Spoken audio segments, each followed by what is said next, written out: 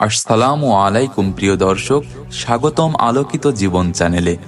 আজ আমি এমন এক রহস্যময় শক্তির কথা বলবো যা আপনাদের সবার মধ্যে আছে, কিন্তু অধিকাংশ মানুষই এটিকে বুঝতে পারে না, নিয়ন্ত্রণ করতে পারে না।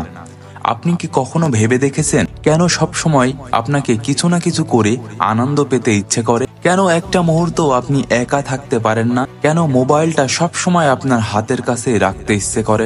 আজকের আলোচনার বিষয় এমন কিছু যা জানলে হয়তো আপনি ভাববেন, যদি আগে জানতাম তাহলে জীবনে অনেক উন্নতি করতে পারতাম। এই দুটি বিষয় নিয়ে আজ কথা বলবো, যা যদি আপনি বুঝতে পারেন তাহলে আপনার জীবন একদম বদলে যাবে ইনশাআল্লাহ।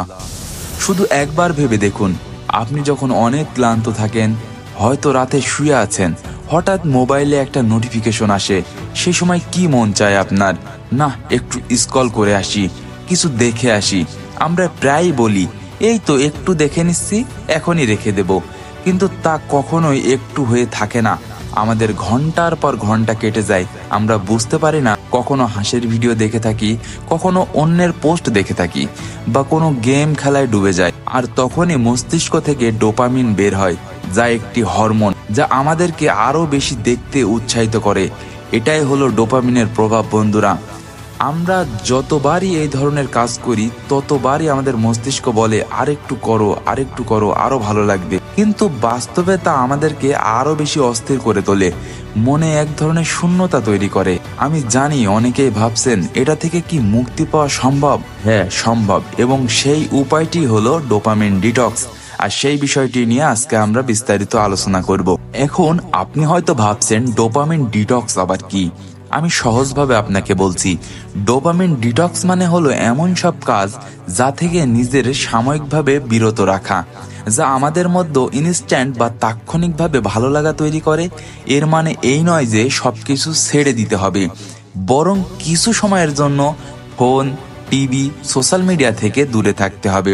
একবার ভাবুন, দিনের মধ্যে শুধু কয়েক ঘন্টা নিজের সাথে সময় কাটাচ্ছেন, কোনো প্রযুক্তি ছাড়াই, নিজের মনকে শুনতে পাচ্ছেন। এটা কি কখনো করেছেন? ডোপামিন ডিটক্স মানে নিজের এমন অবস্থায় আনা যেখানে আপনি সহজ এবং প্রাকৃতিক কাজে মনোযোগ দিবেন। মানসিক শান্তি পেতে এমন কিছু করবেন যা ধীর, সুস্থ এবং গভীর অর্থপূর্ণ।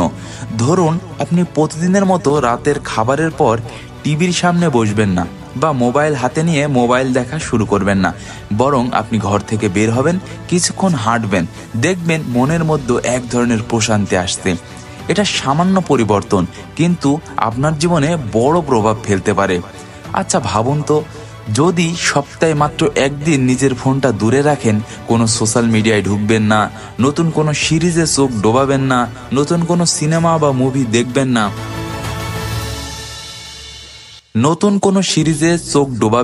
তার পরিবর্তে বই পড়ুন, একটু সময় পরিবার বা প্রিয় মানুষদের সাথে কাটান, কিংবা শুধু একাকী কিছু ভাবেন। প্রথমবার এটা করতে একটু অস্থির লাগবে, মনে হবে অনেক কিছু মিস করছেন, কিন্তু ঠিক সেই মুহূর্তে নিজের মধ্যে নতুন এক অনুভূতি আসবে, এক ধরনের প্রশান্তি যা কোনো মোবাইল বা টিভি আপনাকে কখনোই দিতে পারবে না। এটাই হচ্ছে ডোপামিন ডিটক্সের শক্তি। এখন আসি আরো গভীর বিষয়ে, নফস, অর্থাৎ আমাদের প্রবৃত্তি। আমাদের ইসলামে বলা হয়েছে যে আমাদের প্রবৃত্তি আমাদের সবচেয়ে বড় পরীক্ষার মাধ্যম। আমাদের সব ইচ্ছা, সব লোভ, সব দুঃখ কষ্টের মূল কারণ এই নফস। আল্লাহ সুবহানাহু ওয়া তাআলা আমাদের নফসের সঙ্গে শক্তিও দিয়েছেন, কিন্তু যদি আমরা নফসকে নিয়ন্ত্রণ করতে শিখি, তাহলে জীবনের আসল সাফল্য আসবে। আমাদের প্রিয় নবীজি হযরত মুহাম্মদ সাল্লাল্লাহু আলাইহি ওয়াসাল্লাম বলেছেন, শক্তিশালী সেই ব্যক্তি নয় যে অন্যকে পরাজিত করতে পারে, বরং শক্তিশালী সেই ব্যক্তি যে নিজের নফসকে নিয়ন্ত্রণ করতে পারে। আচ্ছা ভাবুন, আপনাকে এক প্লেট সুস্বাদু মিষ্টি দেওয়া হলো। আপনি জানেন এটি খাওয়া আপনার স্বাস্থ্যের জন্য ভালো নয়, কিন্তু মনে তখনও আকাঙ্ক্ষা জাগে, খেতে ইচ্ছা করে।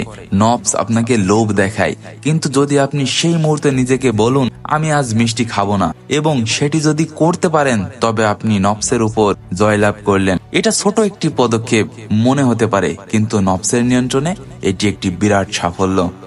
তাহলে কিভাবে আমরা নফসের উপর আরো নিয়ন্ত্রণ আনতে পারি? আসুন 3টি বাস্তব উদাহরণ দিয়ে বলি।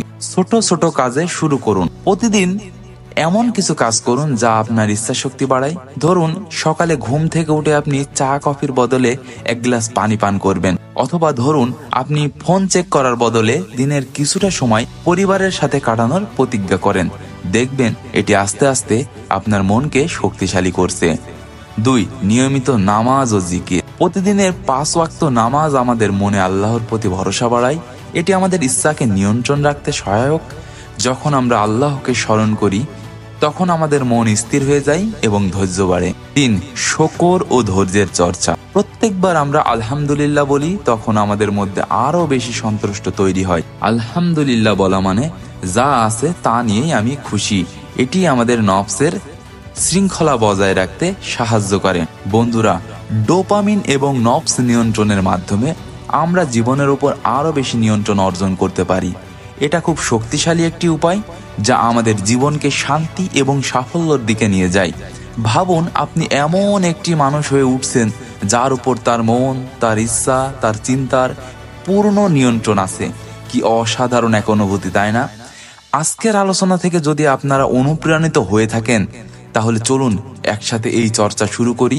আমরা আজ থেকে ছোট ছোট পদক্ষেপ নিই।